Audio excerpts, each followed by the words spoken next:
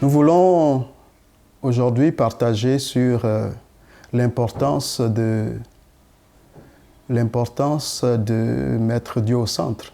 J'allais dire l'importance du culte familial, mais c'est d'abord mettre Dieu au centre de tout, sachant que Dieu est la mesure de toutes choses.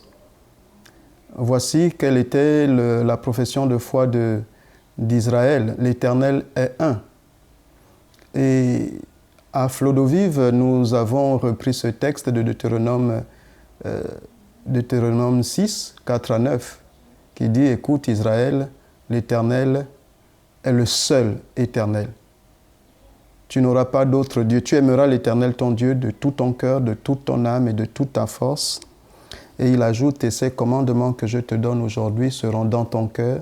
Tu les inculqueras à tes enfants et tu en parleras quand tu seras dans ta maison, quand tu iras en voyage, quand tu te coucheras et quand tu te lèveras. Tu les liras comme un signe sur tes mains et ils seront comme des frontaux entre tes yeux. Tu les écriras sur les poteaux de ta maison et sur tes portes. » Deutéronome 6, 4 à 9. En ces temps de confinement, je disais que ce sont des confinements pour se rapprocher du Seigneur, pour la méditation, pour la maturité. Oui, la maturité, parce qu'il ne suffit pas d'aller à l'église pour être chrétien. Le chrétien, c'est celui qui vit selon Christ, celui qui marche selon sa parole. Et donc, ce texte qui est notre profession de foi aussi à Flot d'eau vive, insiste sur le fait, premièrement, d'aimer Dieu de tout son cœur, de toute son âme et de toute sa force. Et deuxièmement, de pouvoir inculquer ce principe d'aimer Dieu à sa maison, à ses enfants. Et cela de toutes les façons possibles et à tous les moments possibles. C'est-à-dire, même lorsque vous vous couchez, que vous soyez présent ou que vous soyez en voyage, vraiment, c'est une recommandation particulière. Vous êtes responsable de pouvoir faire en sorte que ce commandement d'aimer Dieu de tout son cœur, de toute son âme et de toute sa force soit un commandement qui est de votre maison, que vous y soyez présent ou absent. Ça veut dire que partout où vos enfants, votre progéniture se trouverait, veillez à ce que ce commandement, ce principe de vie soit inculqué au-dedans d'eux. Et comment le faire lorsque nous sommes en voyage? Comment le faire lorsque nous dormons? Comment le faire à tout moment? La Bible dit également « veillez et priez sans cesse ».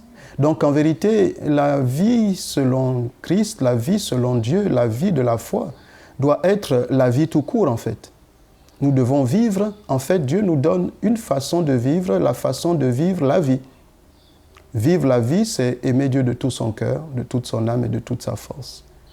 Aimer Dieu de tout son cœur, de toute son âme et de toute sa force, ça se pratique.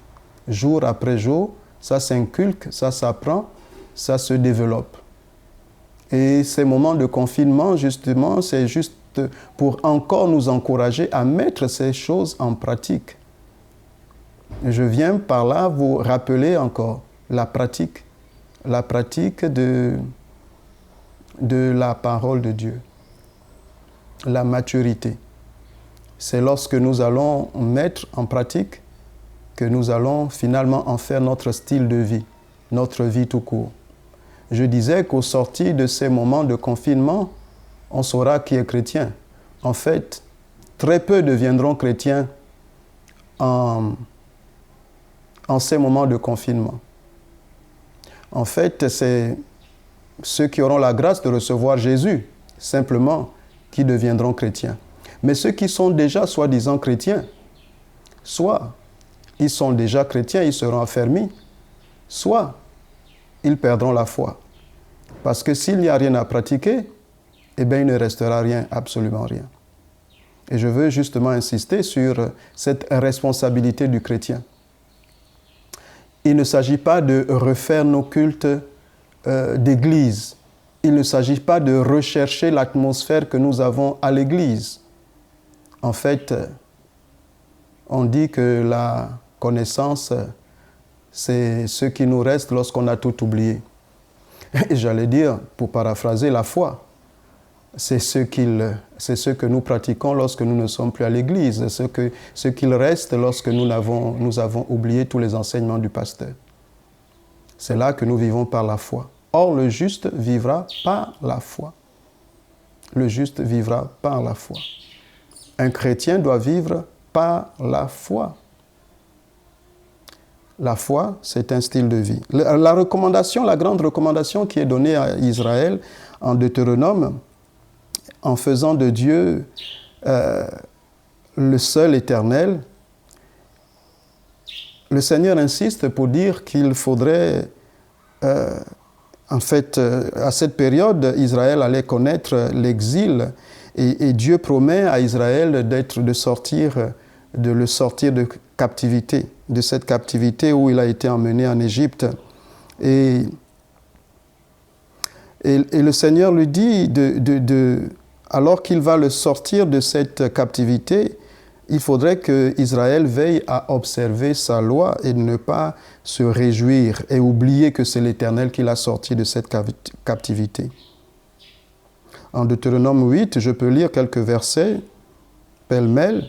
Verset 6, il dit « Tu observeras les commandements de l'Éternel ton Dieu pour marcher dans ses voies et pour le craindre, car l'Éternel ton Dieu va te faire entrer dans un bon pays, pays de cours d'eau, de sources et de lacs qui jaillissent dans les vallées et dans les montagnes, pays de froment, d'orge, de vignes, de figuiers et de grenadiers, pays d'oliviers et de miel, pays où tu mangeras du pain avec abondance, où tu ne manqueras de rien, pays où les pierres sont du fer et les montagnes duquel tu tailleras les reins. »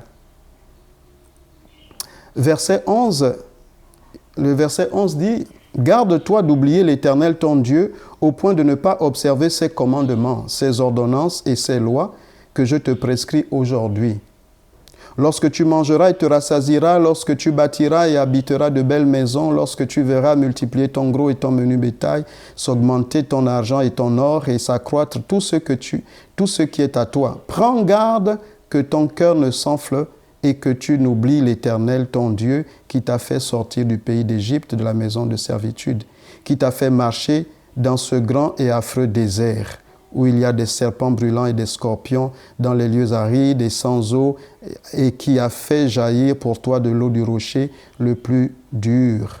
J'arrête là la lecture. Ce qui se passe dans l'histoire d'Israël, c'est que malgré cela, malgré le fait d'avoir traversé le désert, d'avoir traversé la mer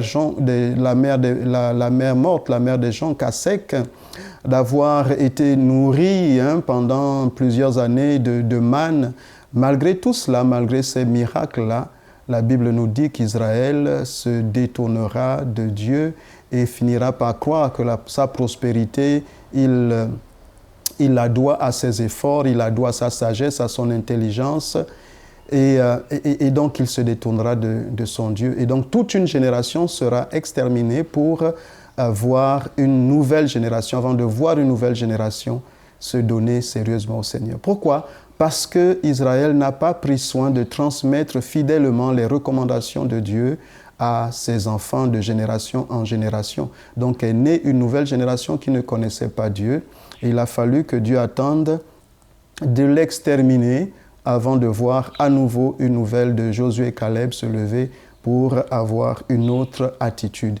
Quelle sera notre attitude en sortant de ces moments? Quelle sera ton attitude en sortant de ces moments de confinement? Est-ce que tu repartiras à joyeuse vie? Est-ce que tu considéreras que finalement c'est parce que la médecine, c'est parce que les circonstances, c'est parce que l'argent, c'est parce que je ne sais? Dieu nous demande de rendre grâce en toutes choses, en toute occasion. En fait, quelles que soient les circonstances, les prières des justes qui montent sont une occasion, sont un moyen par lequel Dieu agit en faveur de ses enfants. Et en sortant de ces moments, le premier réflexe devra être de rendre grâce à Dieu. Parce que dans tous les cas, tout est grâce. Tout est grâce. Et nous ne devons pas avoir un autre style de vie que de rendre grâce à Dieu en tout temps. en occasion favorable ou non. Quand c'est bien, nous rendons grâce à Dieu. Quand ce n'est pas bien, nous rendons grâce à Dieu. Non pas rendre grâce à Dieu parce que ce n'est pas bien, mais rendre grâce à Dieu par rapport à la situation dans laquelle nous sommes et qu'il nous donne la force de nous en sortir parce que c'est lui qui met en nous le vouloir et le faire, c'est lui qui nous rend capables, c'est lui dont le secours ne manque jamais dans la détresse. En fait, notre attitude doit être de considérer que Dieu est un, qu'il est le seul éternel, qu'il est omnipotent, qu'il est fidèle et véritable, qu'il est toujours présent.